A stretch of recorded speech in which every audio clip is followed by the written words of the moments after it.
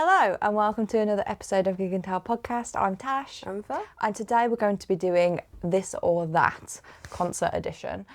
So you've got a bunch of, I was going to say questions, but it's like this or that choices that we're going to discuss our opinions on of what we think on the matter. So that's what today's episode is going to entail, a bit of a different one.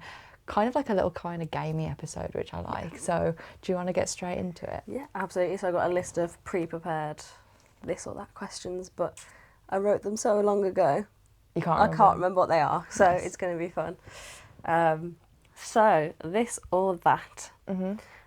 We have early queue or last minute arrival. Oh, this really depends on the artist, I think, for me. Yeah, I think, like, depending on what you're after from that gig, and also depending on, obviously, like, you're not going to do an early queue if you've got seats. Yeah, true. Yeah, if you're seated, what's the point? Yeah. What are you queuing for?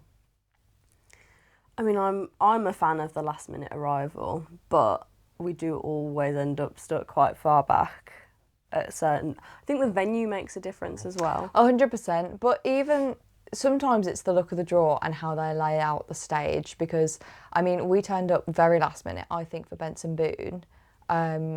Did he have multiple supports and we just caught the end of one or part of one? No, he just had the one. Did he? Just have the one? Okay. Maybe we didn't turn up last minute then for Benson We showed Boone. up like 10 minutes after doors opened. We definitely didn't early queue, but we were there like, yeah, after doors. Like, we were only just late. If you're going on time as doors time, we were a tiny bit late. But Yeah. it wasn't. It wasn't like the last minute right before he came on stage, but it was pretty, like, it wasn't like we queued. And we got like right to the front for that, pretty much. So it depends. Sometimes you can get a really good spot even without queuing, but I think that's what I mean by venue dependent, because when you get there after doors for like an academy venue, you're straight at the back. Like, there's no getting to the front if you're not there early. But with arenas, I think because so many people in the queue will go and get drinks or go to the toilet, True. and so many people might be seated. You know what I mean? Like, yeah. they're like, I don't feel there's the need to queue for an arena as much as I do a small venue. Yeah, agree. And I only really queue for like select few people. Like, I remember we turned up really last minute to the McFly one, but we didn't intend on being that last minute. And yeah, that was a day of issues, wasn't it? Everything felt like it went wrong that day. Yeah, I don't remember exactly why we were as late as we were, but we literally turned up as they were starting. Like, we were still trying to find a spot as they were like starting to come on stage and everyone was cheering. Yeah, we literally, I think we walked into the venue about 5 minutes after. No, 5 minutes before they came on, sorry. Yeah. And we were still trying to find a spot. Yeah. Because I think, did someone go to the toilet or something? I don't remember. So, it was originally supposed to be Mom coming with us. And then something happened, she couldn't come. So, Jazz came instead, so she'd probably gone to the toilet. Sounds I would about imagine. right. I think that we still carried on to find a spot though while she went to the toilet. Yeah, and because of the chaos of all the last minute, like, we'd missed the train we'd intended to get. We got a like really late train, and I think it was just pure chaos. Yeah, so we were like really last minute for that, and I wouldn't advise being quite that last minute. I did the same thing for MGK. The first time that I saw him, we turned up at the NEC and it was the NIA, so we had to get to a different venue, and by the time we got there, we literally like walked into the venue and he came on. Not walked into the venue, but into the actual ball bit where he performs, and that's when he came on, like literally as we walked in. So I wouldn't advise being that last minute, however, because it's nice to get in, settle down, not feel rushed or whatever, and not feel like you're going to miss any of it. But there's certain people I will queue for, like water parks, the Vamps. Like, if it's like someone that I really care for, then it's sometimes fun to have a little bit of a queue. And they are typically the ones playing smaller venues that I feel like you have better luck queuing for. Yeah. Or Certainly. more need to queue for. Yeah, yeah. Front left or front right? Right.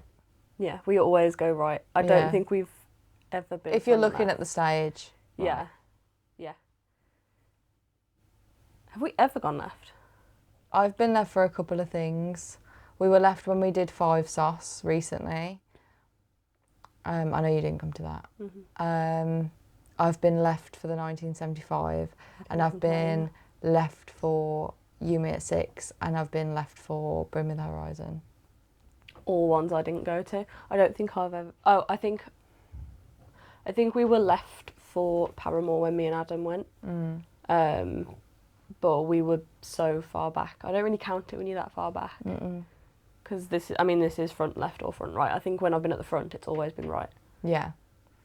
We always go Connor's / Dougie's side of the stage is the aim. AKA the right. Yeah, I think I've only ever been left when I've been further back. Like, even at the academy, we were left, I think, for the Cherry Blossom tour. And me and Mom were left for Bullet for My Valentine as well, but we were so far back. We did left for Hot Milk. Why don't I even remember Hot Milk? The end of last year, we went in and we stood right on the wall for a bit, and then we went further in. Where did Hot Milk play? O2 Institute. We stood right at the back wall, like leaning on the wall for a bit, and then we went in. I don't remember it at all. What? I have very few memories of that gig. Well, we were on that. She's not like me. Okay, well, it's usually right. Yeah. We definitely have a lot more 9 times out of 10 right. You can probably cut a lot of that out of us rambling, but right. Yeah. Answer, right. Singing your heart out or just vibing? What does it mean by just vibing? Guessing it's like... My just vibing is singing my heart out. Yeah. So does it mean just chilling? Yeah. Rather than vibing? Yeah. I think Vibing's like a high for me, not a chill, but okay.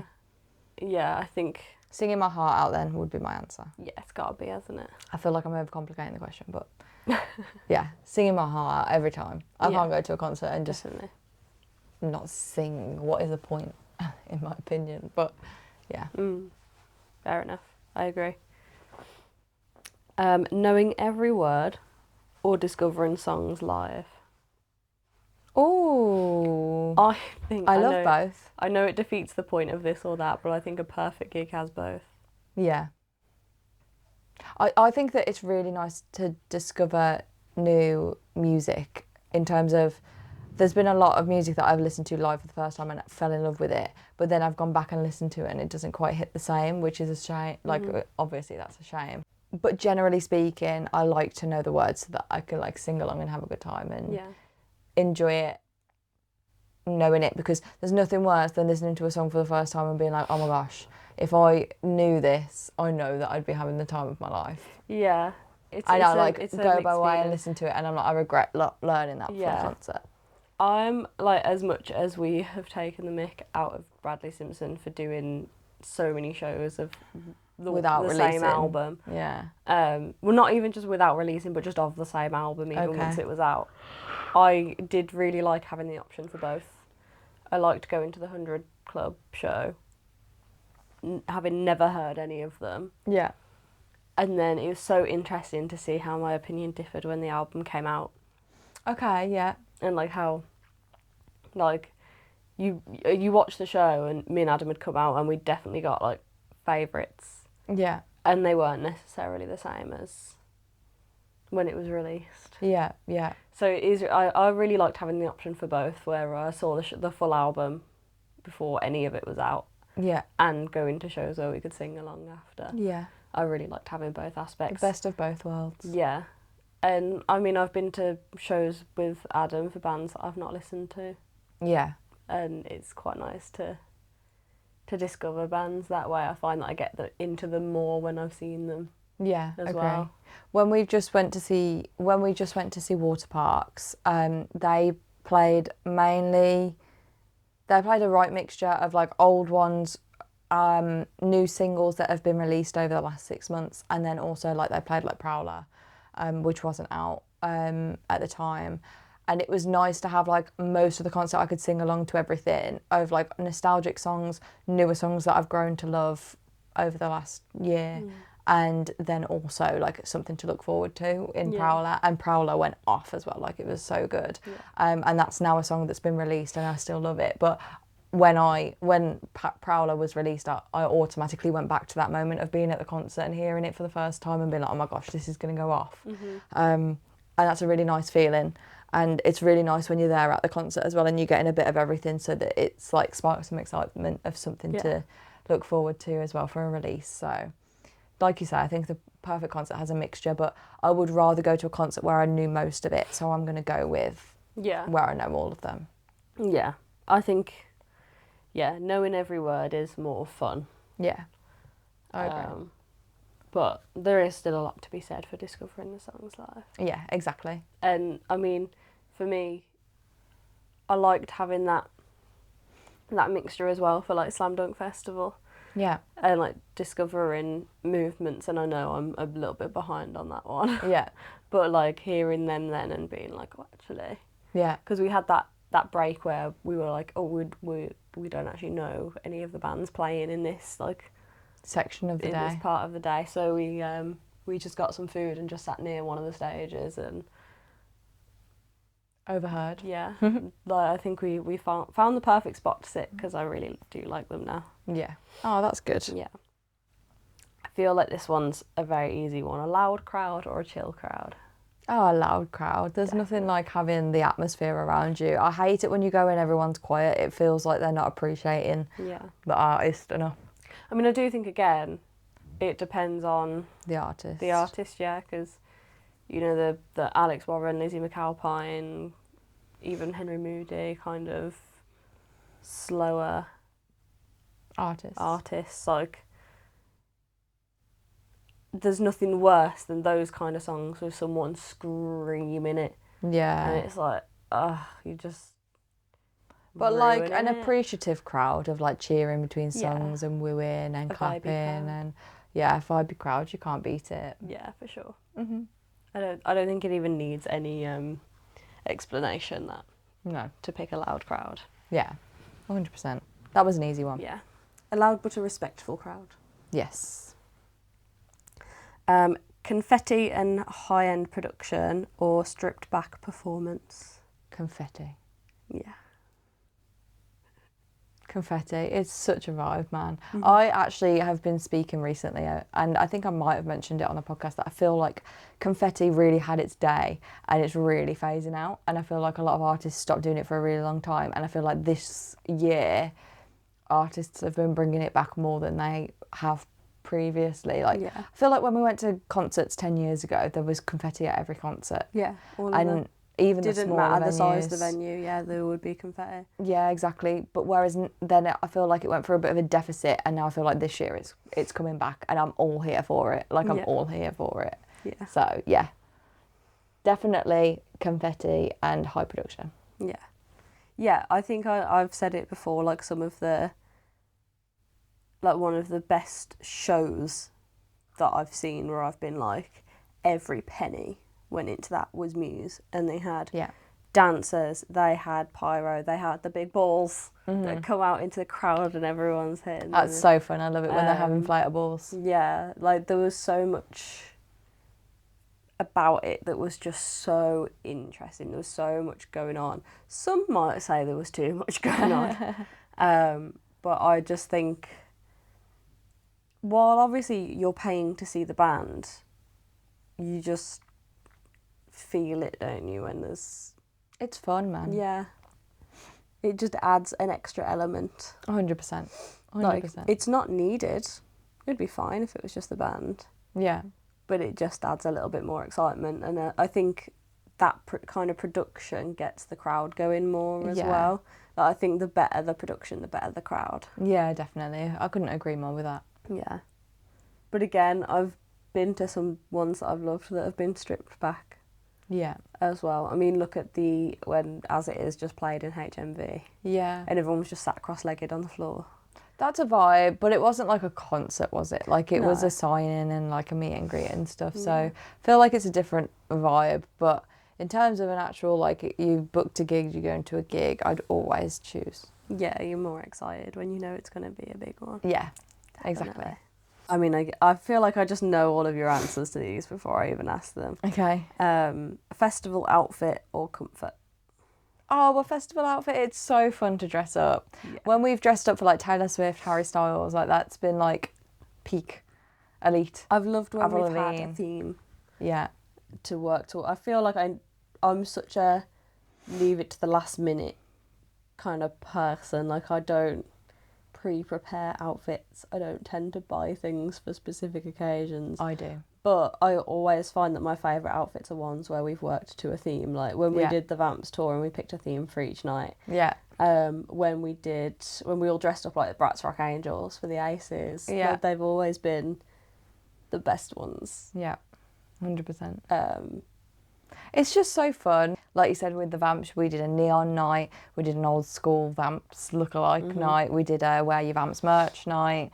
The other one, we did a glitter night, like a wear glitter because it was Rosie's birthday. yes. So like we doing those themes and like we say like the Bratz Rock Angels for the Aces. I don't think anything will beat that for me. Yeah. That's like my favourite one that we've done. Harry Styles, we just got dressed up in. There was just a outfits. general theme, wasn't there, for Yeah. Harry Styles? It was like flared trousers, Yeah. bright colours, Suits. Yeah, the Love on Tour just had its Glitter. own theme. Yeah, The cowboy boas. boots. Yeah, bows. Yeah, Heart sunglasses. yeah, there was like this whole thing. And Taylor Swift, obviously, everyone was dressing as the different eras. And I just think it's so fun and it adds a whole other element to it. And it builds the excitement towards the day of it. And it feels like a bigger thing then. And let's be real. I mean, I don't know about anyone else, but when I am feeling my top self and like I've made an effort and I've dressed up and I've gone through all this effort to look the way that I want to look for that particular occasion, I feel better in myself and I have a better time. Yeah, you got more confidence. Yeah, 100%. 100% for sure. So, yeah, that every day. Yeah. And also, I feel like, because most shows are in the not so nice weather, choosing comfort is so awkward as well, because comfort in the venue is usually going to be much smaller items of clothing, like, because it's so warm in there.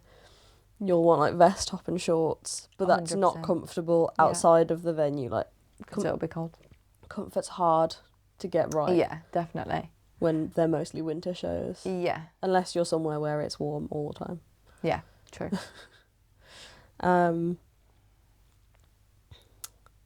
Ooh, okay, this one's tough. Okay. Multiple small gigs or one big expensive one? I'm actually leaning towards multiple small ones because I prefer smaller venues to arenas. I like intimate gigs. Like, if you told me you can go and see the intimate Youngblood gig that I went to see, Water Parks, who are a small artist that I'd like to go, that I see all the time, the Vamps when they play the smaller venues. Who else do I love? Dan and Shay. As it is, like All Time Low. All Time Low play bigger venues now, so maybe let's take them out of that. But we did see them at like the Academy. And Yeah, stuff. that's We've what I seen was them thinking. At smaller venues. I would rather have all of those small ones together than just going to see Harry Styles. Like, I live and breathe music, and to be quite honest, I like obviously the bigger artists that we go to see. Like, I really like Harry Styles, but I love smaller bands. Like, everyone that I like is a smaller band. Like, I love niche artists. Like, Water Parks are not a big artist and they're my favourite band of all time, and I would take seeing them 100 times over than going to see a big artist like Harry Styles or Lewis Capaldi or Benson Boone, even though Benson Boone was amazing. But like, I would take seeing loads of the smaller artists that I live and breathe for than those ones. I think it's really hard because like my brain's gone straight to Summer of 24. Avril Lavigne, Green Day, Foo Fighters. That year was like, I don't remember what small gigs we went to that year. That's I true. remember the big ones, but they were a lot of artists we've loved our entire lives and somehow never seen. Yeah. I mean, I'd seen Foo Fighters before, but that was a last minute fluke. Yeah. You know what I mean? Like, and I'm just like, I don't know. It will always depend on the artist, and don't get me wrong, I loved Avril Lavigne with every fibre of my being, but like generally speaking, I would rather go to loads of concerts than one. I've got to think it like that. Yeah, 100%. I mean, the amount of smaller ones you can go to for the price of one big expensive one is crazy. It's just so tough because now I'm like, I missed out on so many chances to see Green Day because of how expensive it is. And it's never Birmingham, so there's always travel with Green Day as well. Yeah. Which we're not used to. Yeah. Or we're starting to get used to now. But now I'm like, I can never miss another Green Day tour. Yeah, I know. It was really good. It was so good. And I know that none will ever be American Idiot and Dookie all the way through again. But nothing will ever beat that. But they've got so many bangers. They do. You know what I mean? Like, I don't think I could miss Green Day again. Day festival or camping festival? Day festival. 100%. Literally cancel camping. Like, I have had the opportunities to go to camping festivals, obviously, and I will never. Yeah, I don't. I will never. I mean, I think it just means multi-day, even if you had a hotel. But even still, even one day is so exhausting. And, like, honestly, I kind of wish that I'd gotten to experience old school festivals where it was one day, 5 huge bands. Instead of, like, now it's, like, multiple days, loads of tiny artists that no one's ever heard of. And then a couple of big ones towards the end of the day. A couple of big ones. And you just think, there's so many stages as well. You've got overlaps and you miss people. Yeah. And I feel like having, like, one stage, 5 incredible bands would be worth so much more. Yeah, definitely 100%. And like you say, we went to Slam Dunk Festival, which was a day festival, and we were knackered by the end of it. Yeah. And we weren't even, like, drinking. I can't imagine doing 3 days in a row of that. No. Like, literally kill me now. And especially, like, camping and getting no sleep. No. Yeah, and I feel like it is festivals adapting to music now. Like, you'll have more artists with shorter sets now than when it was only 5 bands playing. And I understand that that is what music's like now. It is disposable. It is people find one song that they like and then that's it. They don't form that connection with the artist a lot of the time like they used to. Yeah. So I understand it's kind of adapted with the times. I understand why it's gone the way it's gone. But I would love to just go to experience an old school festival where it was just, you couldn't help but know all of the songs. Yeah. Because it would be limited artists. Yeah. But they would be huge, they would be incredible, and they'd have proper sets. Yeah. Not just like a quick 20 minutes. Yeah, that's fair. So yeah, day festival 100% because I am anxious enough just for a day. Yeah, I'm not anxious enough for just a day, but I'm tired enough for just one day. Yeah, it's both. Yeah. Like, I feel like the anxiety and the exhaustion, like by day 3 I'd just be gone. Yeah, I wouldn't I'd be like, enjoying go on it. without me. Especially, like, I would love to go to, like, a day festival, like a day at Reading, drink hard, go back to a hotel, crash out, drive back the next day or whatever. And I would not be fit for doing it all again. Like, I'm not the kind of person that's ever been, like, a night outer that can do multiple nights on the bounce. Like, there's people that, like, did freshers and uni and stuff that will do, like, multiple nights out in a row or, like, are out more than they're in. I have one occasion where I go all out and then the next day, write me off. I'm good for nothing. Yeah. Like, there is no way you can drag me to go and drink alcohol and go out for another night and be up late and do the whole thing and be on the same level. I just think if it was dragged out like that, I wouldn't have as fond of an experience. Whereas if I just had one day that was like, go hard or go home, and then like call it quits, it's like, yes, that day is a day to remember. Yeah. Like, that's how I feel about it. And I think it's high risk for me as well because of my chest. Yeah. So, like, even just one day can be completely ruined by the fact that I can't breathe, sometimes an hour in. So, and it affects me, like, it doesn't go away until I sleep it off, and then it still affects me the next day a little bit. Yeah. So I feel like if I was then still having to go out and still carry on, Yeah. I literally would not survive it. Yeah, I know. Like, I think it would be too high risk for me to try and do multiple days because it would take one slight issue with my chest and I'd be right off for the whole weekend and it Yeah. wouldn't be worth it. I agree. But that's just me and my issues. It's a reasonable addition to your answer, though. Yeah. Watching through your phone versus not filming at all.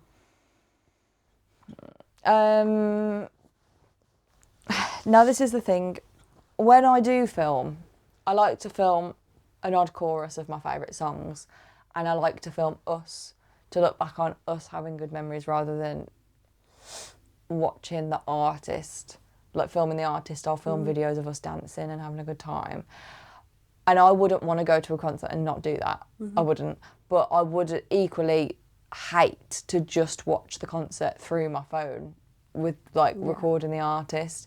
So I'd have to say don't record at all. But I think that I have a good middle ground of filming us having a good time to look back on the memories of us having a good time. Because I do go back and look at those videos a lot. And then clips of the artist for our social media and stuff. Like, I do film the artist a little bit more now than I did before we started the podcast, because I feel like it's good to have that footage there to relate to what we've been talking about on the podcast. So I do film it a little bit more now for content purposes, but generally speaking, before we did this, I wouldn't film as much of the artist. I'd just film us really dancing. Yeah.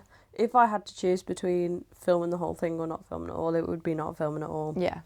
As someone just enjoying the gig. Filming gigs for a living would be the dream for me. Yeah. But as a viewer. An attendee. Yeah. I would rather not film at all than film the I whole agree. thing. I'd say that I too. like to get a quick 30 seconds every now and then, but I'd rather not film at all and just enjoy it. Yeah, I agree. And watching it through his phone, like, even when I am filming the artist, I'll make sure I've got a good shot, and then I'll hold my phone there and I'll still watch them live. It's just that my hand's up like this. I won't watch it through my phone. Yeah. I think... And then I'll be like, oh shit, they've moved and I haven't followed them. I think one of my favourite times was when I just had this phone, and it was the new iPhone at the time, and I'd got the best camera out of all of us, and we'd go to shows and everyone would just use my phone. I'd be like, this is great because I'm getting the videos, but I'm not Everyone's getting passing the... it Yeah, around. like, I kind of liked that it was like we were taking shifts Yeah. so that we could get some good videos, but Still be immersed. yeah, like, I actually hardly filmed anything Yeah. that year because everyone was just going, give me your phone. Give me a phone, I I want want to film this bit. yeah. And it still kind of does, because even though people have got the newer ones, no one's got the pros. So Yeah, mine's still yeah. got the best zoom. I always thought I had a good camera, and then you got that one and I was like, oh, Yeah. maybe not. I splurged for the pro. Yeah. I think it was a good investment. Yeah, definitely. I don't think I'll ever go back. No, I would need one of those if I upgraded next. Yeah, for sure. Yep. And final one. Oh, last one. Sorry, I didn't mean to hit your foot. Standing still in a spot or moving through the crowd. What, through the gig? Yeah, I don't really understand. Like, you find your spot and you stay there. Yeah, I find my spot and I stay in that spot. Generally speaking, unless there's loads of moshing going on. But yeah. I don't worm my way through the whole crowd. And even People so, like, definitely do even when we though. find our spot, we don't push through to the front. Like, I wouldn't say Yeah, we might do push in that. a little bit. We'll worm into a gap if there's a visible gap, but Yeah. it's like, if it's packed at the front, we're not the kind of people to worm our way through. Like, I know a lot of people do that, and we get that a lot. When we found our spot, we'll get a lot of people going past, trying to find a better spot. But I would never worm through a tight crowd like that. Like, if we can see a spot that's in front of some people, like, we'll go to that. But Yeah. no. Do you know what annoys me more than people who have arrived late worming their way through? What? The constant, like, when I'm talking, when it's the same person constantly crowd surfing. Oh, yeah. Do it I once don't- or twice. I don't mind people crowd surfing, but when you just see the same person Looping around and going back over. again over and again and again and I again don't mind. and again. I don't mind that at all, as long as you're not pushing through me. Like, I've had it before But where the most same of them person has do. literally like pushed me out of the way to get Yeah. back to where they wanted to go to crowd surf again. And I'm like, be polite about it at least. Yeah, most of them, they're in such a rush to do it again, and I'm just like, Quit it. yeah. Or like, I don't know, I feel like, like I say, I have nothing against crowd surfing, but I feel like it reaches a point where I'm just like, okay, you've gone around so many times now, I don't want to see your face again. You know what I mean? Like, I don't feel that type of way, but if they're pushing past me all the time through the same path to get back to where they were, it's super annoying as someone that's not doing it. yeah. But That's what I mean, yeah. like, we also want to enjoy the gig, like, even if you've moved away from the bit where the Yeah, actual you enjoy it crowd how you want to surfers. enjoy it, Yeah. and I'll enjoy it how I want to enjoy it, but don't ruin it for me. Yeah, because you can move away from where the actual crowd surfers are coming over. Like, there's normally a very specific area that people are crowd It surfing starts, in. yeah. So you can move to the side or slightly back to where it kind of stops, but you'll still have those people running through. Yeah. And even if you're at the edge, like, it affects everyone, unless you're right at the back, because they will push in from however far across you've moved. Yeah, it's true. So it's like, well, I've moved away because I'm not enjoying that right now, and I still have to deal And I'm with you still pushing past dealing me with you, every 2 yeah. seconds. Yeah. It's annoying when you end up being the pathway for it, but what can you do? Which I feel like I always am. I know, we always choose a bad spot, I Yeah. swear. We're always like, this is it. And then we're always the pathway. Mm-hmm. Maybe we need to just sardine more instead of giving each other some space. Yeah. But I will say the one time that we do worm through is if, for example, like someone can get there earlier and it's an artist we really, really, really love. Like, it's not very often that we do this, but if it's an artist that we love and someone can queue, for example, when we went to water parks, I queued for the day, and you guys joined after work, which means you had to worm your way through the crowd to find us. But it's not like we'd just worm our way to the front if there was no one waiting for us. Do you know what I mean? Like, Yeah. we weren't just pushed through to get somewhere, but you guys had to worm your way through some people to come and join us in the crowd where we'd kept the spot. But it's not your fault that you had work. Yeah. I So. think one thing that I do find really frustrating in gigs at the moment is people's refusal to move. Like, People are just miserable, I think. in yeah, general. and I just think sometimes, like, people are not wanting to move because they don't want someone who hasn't queued to get in front of them, but you don't necessarily even know that's the case. Like, Yeah. when you go to the toilet or... yeah, so when me and Adam saw Paramore, I mean, it was nearly, like, we were maybe 3 or 4 songs from the end of the show, but I was like, I can't, like, I need the toilet. Yeah. I need to go. It's not going to hold any longer. Yeah. So I had to go to the toilet, and I got back, and I was like, I can't get back to him. Like, we're at the back. It's not going to make any difference if I go in front of these people. But also, Yeah. it's like there wasn't even space down the side, Yeah. so I could go down the side and then in.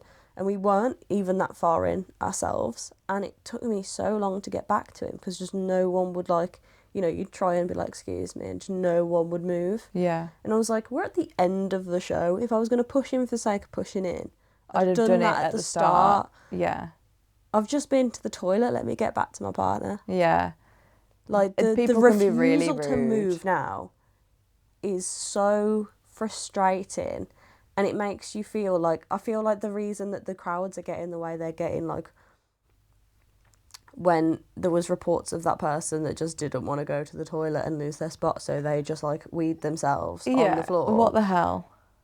But it feels like you're never going to get back there if you leave because people don't let you in. Yeah, true. And yeah. it's a bit anxiety inducing that you might not be able to get back to your mates. Yeah. And I feel like it just shouldn't, like, it takes the fun out of it sometimes. I agree. A People little can bit. be miserable, especially in the UK, I think. Yeah. Maybe it's the UK. I don't know. If there's anyone listening not from the UK, tell us if that's specifically a UK problem. I think that kind of covers all of our this or that questions. We've Yeah. filled that episode quite well, I think. So Let us know your yeah, answers. 100%. Let us know if you agree with us, disagree with us, what your opinions are, if you have any extra points to bring up. If you've got any suggestions for this or that's for us to do in the future that you want to hear our opinions on, let us know that as well. I'd be interested to know what other people are thinking about. So 100%, let us know in the comments. And until next week, thank thank you very much for watching another video. We'll see you again next Thursday with a new one. If you want to find us on social media, just search us at Gig and Tell Podcast and you'll be able to find us there. And like we said earlier, all the videos that we take at shows and stuff we'll put on our highlight reel, so you can go and watch what we're talking about over there. So yeah, until next week, thank you very much for watching another video, and we will see you next Thursday with a brand new one.